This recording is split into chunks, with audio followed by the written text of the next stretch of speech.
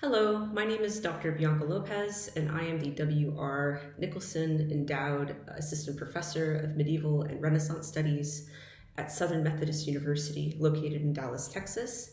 I am also the Center for the Rescue of Italian Art postdoctoral fellow at Villa Itati, the Harvard University Center for Italian Renaissance Studies. The title of my second monograph is The Migrant Plague Bearers of Late Medieval Italy, the Creation of Minority Culture. It looks at the arrival in the late Middle Ages in the 14th and 15th centuries of Albanian and Slavic-speaking migrant workers, domestic laborers, construction workers, artisans that settled on the eastern Adriatic coast of the Italian peninsula and made their lives there.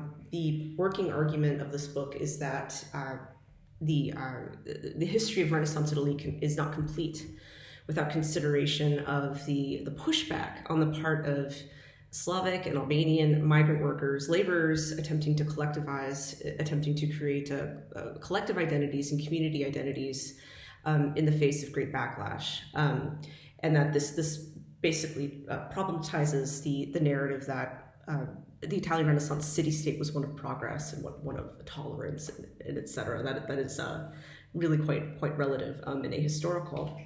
And yes, I'm mostly looking at the 15th century, but going into the early 16th century. The sources that I am most interested in are notarial documents, so notarial protocols, really fragmentary sources that don't provide too much information, but when they're aggregated, they can tell a broader picture of historical change. These sources include contracts, they include wills, like testaments and wills, they include chronicles and city annals. They also include marriage contracts as well, land transfers, property transfers, but also sources related to confraternity creation and litigation with city governments. The towns that I'm looking at in particular are located in the Papal States. So this is Ancona southward down to Ascoli Piceno and Fermo. And also towns and cities on the sort of northern end of the Kingdom of Naples, including Giulianova and Pescara.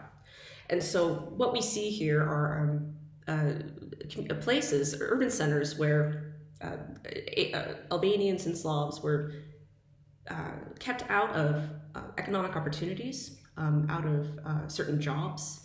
They were also at certain times expelled for suspicion of carrying plague. And so we see this sort of creation of a sort of like plague bearer in legal and social cultural documents from this period.